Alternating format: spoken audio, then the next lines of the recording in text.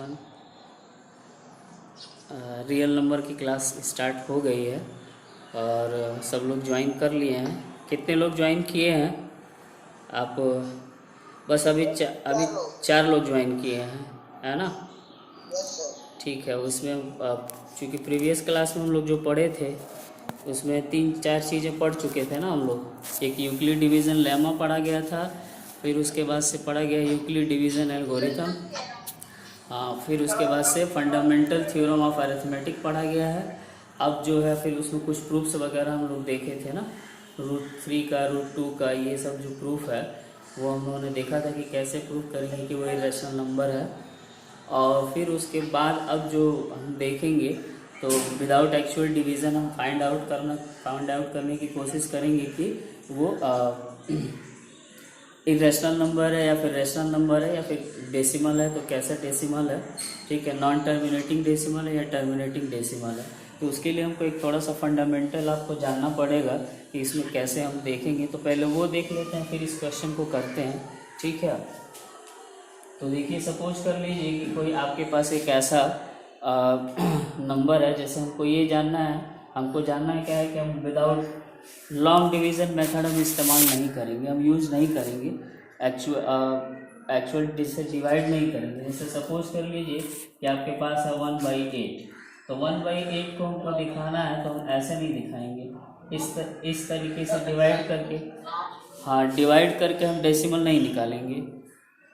ठीक है, ऐसे डायरेक्ट डिवाइड करके हम इस तरह से डेसिमल, क्योंकि ये तो लॉन्ग मेथड हो जाएगा। जैसे कि आप बहुत ही छोटे क्लास में भी आपने पढ़ा है कि यहाँ पे एक पॉइंट पहले ज़ीरो करते हैं, फिर एक पॉइंट देते हैं, फिर यहाँ एक ज़ीरो आपको बढ़ाने का परमिशन मिल जाता है। फिर आप क्या करते हैं डिवाइड करते हैं, तो 8 1 जा 8, फिर 2 आया, फिर उसके बाद से आप एक ज़ीरो और बढ़ाएंगे, फिर उसके बाद से आप इसमें डिवाइड करेंगे, 8 2 जा 60, फिर उसके बाद से 4 आपका रिमाइंडर है, फिर आपने ज़ीरो बढ़ाया, फिर 8 5 जा 40, तो ये आपका 40 हो गया और ये हो गया। तो ये लॉन्ग मेथड है, ठीक है।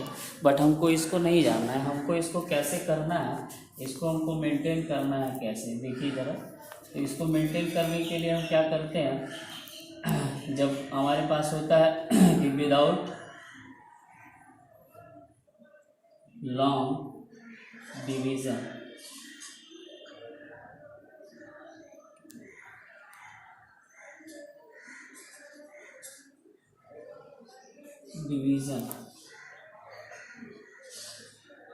विदाउट लॉन्ग डिवीज़न मेथड हम जब यूज़ करते हैं तो इस मेथड में, इसमें हमको क्या ध्यान रखना होता है, इसमें ध्यान हमको ये रखना होता है कि हमको जब भी कोई भी ऐसा फ्रैक्शन होगा या फिर कोई भी ऐसा रेशनल नंबर होगा, उस रेशनल नंबर के डिनोमिनेटर जो होंगे, डिनोमिनेटर होगा उसको हमको चेंज कैसे करना है, उसको हमको चेंज करके ये दिखाना है कि वो क्या 2m या फिर 5m के फॉर्म में है कि नहीं है।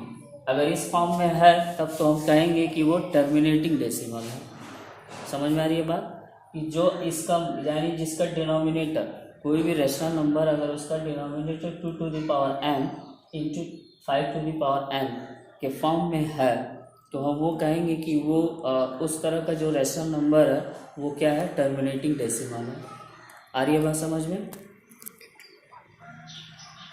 आ रहा है सबको समझ में? बोलिए।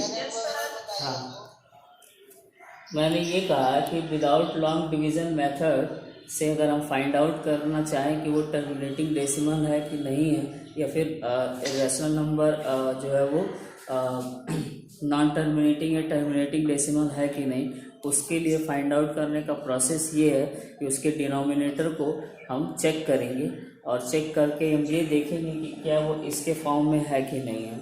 अगर वो इसके फॉर्म में नहीं है तो इसके फॉर्म में कन्वर्ट कर लेंगे। किसके फॉर्म में? 2m और 5m के फॉर्म में हम इसको कन्वर्ट करेंगे, कन्वर्ट कर लेंगे। कन्वर्ट करने के बाद जब हम कन्वर्ट करेंगे, कन्वर्ट करके देख लेंगे, फिर उसको हम टर्मिनेटिंग डेसिमल में बना लेंगे। इसमें हम 2 ही चीज़ें फाइंड आउट करेंगे, टर्मिनेटिंग डेसिमल और नॉन टर्मिनेटिंग डेसिमल। ठीक है, ये 2 ही चीज़ें हम फाइंड आउट कर पाएंगे।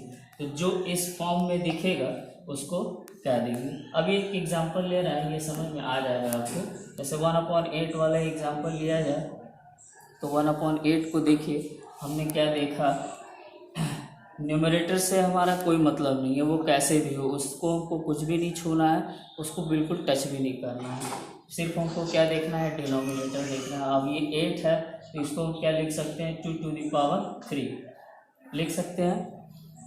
अब 2⁻³ लिख सकते हैं। अब देखिए ये 2⁻n इंटू 5⁻n के फॉर्म में होना चाहिए। तो यहाँ मिसिंग क्या है, 5⁻n मिसिंग है। अब वो 5⁻n का आप मल्टीप्लाई करेंगे, आप लेके इसको सेम फॉर्म में चेंज करने के लिए। ऐसे अब 2⁻³ है तो मैं यहाँ मल्टीप्लाई कर रहा हूँ 5⁻3। अब ये 3 हमको कहाँ से मिला, ये 2 का पावर हमको जो है वही हमको बताया कि हाँ 5 का भी पावर कितना होगा। समझ में आ रही है बात। तो हमको ये पता चला कि यहाँ 2⁻3 है और ये 5⁻3, हमको इसके 3 से पता चला कि 5 का भी पावर 3 होगा। अब हमने जब डिनोमिनेटर में मल्टीप्लाई किया है तो ये फ्रैक्शन चेंज ना हो, रेशनल नंबर चेंज ना हो, इस वजह से हमको क्या करना पड़ेगा, ऊपर भी मल्टीप्लाई करना पड़ेगा। अब जब ये मल्टीप्लाई करेंगे तो आपका फ्रैक्शन का जो फॉर्म है वो इस जैसा हो जाएगा। अब देखिए इसको क्या लिख सकते हैं, 5⁻3 और नीचे ये देखिए इसको आप ऐसे लिख सकते हैं 5 × 2⁻3। ये पावर का एक्सपोनेंट है, पावर एक्सपोनेंशियल के रूल से जो है ये एक साथ ज्वाइंट हो गए।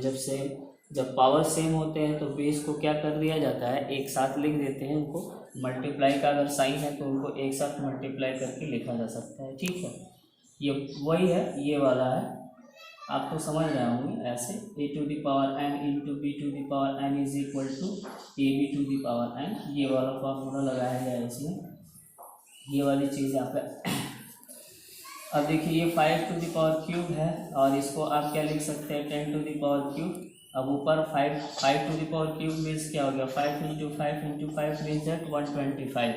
और नीचे आप क्या लिख सकते हैं, 3 है तो मीन्स दैट 1000 हो गया, 1000। अब इसमें क्या हुआ, आपने कोई डिवीज़न नहीं किया, बस आपको पता है कि इसमें आप डिवाइड करेंगे तो after 3 digit right to left आपको काउंट करके डेसिमल प्लेस होगा। तो जैसे इसको क्या लिखेंगे, 125.125। तो अब क्या हुआ, आपने इसका एक्चुअल आपने डिवाइड मेथड से तो डिवाइड नहीं किया, बस आपको मिल गया कि हाँ ये ऐसे है। आ रही है बात समझ में, समझ में आ रही है बात। अब सपोज कर लीजिए कि कोई ऐसा है, ऐसे मान लीजिए ये है 1/25, ठीक है, या फिर ऐसे कर लीजिए 3/25 कर लीजिए, ताकि ये ना लगे कि बस ये सिर्फ आप 1 करके लगा रहे हैं। तो ये 3/25 कर लीजिए। तो 3/25 करेंगे तो ये देखिए, मान लीजिए ऐसे है तो 5 को हम क्या लिख सकते हैं, 5² लिख सकते हैं। अब मिसिंग क्या है, यहाँ पे 5⁻n है पर 2⁻n नहीं है। अब इसका मतलब कि आपको इसमें मल्टीप्लाई किसका करना पड़ेगा, 2⁻n मीन्स दैट 2² का। ये स्क्वायर कहाँ से आया, 5 का पावर ही बताता है कि मुझे कितने पावर से मल्टीप्लाई करना है, 2 के कितने पावर से मल्टीप्लाई करना होगा। तो यहाँ पे मल्टीप्लाई करेंगे बोथ, क्योंकि हमारा फ्रैक्शन का नेचर चेंज नहीं होना चाहिए। तो यहाँ हो जाएगा 2, ये हो जाएगा 4 और नीचे हो जाएगा 5 × 10², ऊपर लिख सकते हैं 12 और ये अपॉन 100। तो इसको हम क्या लिख सकते हैं, 0.12 हो गया। समझ में आ रही है बात। तो अब देखिए ये क्या है, अब यहाँ के आने के बाद तो ये सब टर्मिनेटिंग डेसिमल है, ठीक है, ये सब टर्मिनेटिंग डेसिमल है। क्यों, क्योंकि ये टर्मिनेट हो जा रहा है। समझ में आ रही है बात।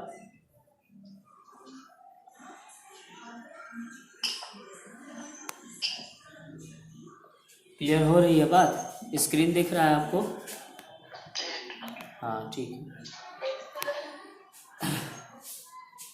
तो इस तरीके से है। कभी कभी क्वेश्चंस ऐसे आते हैं, जैसे आपने यहाँ देखा कि रेगुलर ये जैसा 5⁻2 है वैसे 2⁻2 है, यहाँ पे भी 3 है और सेम आ रहे हैं ऐसे। कभी कभी ऐसा भी होता है कि वो सेम नहीं आते हैं, है ना, वो डिफरेंट टाइप के हो जाते हैं। जैसे कुछ नंबर्स ऐसे होते हैं, सपोज कर लीजिए कि आपके पास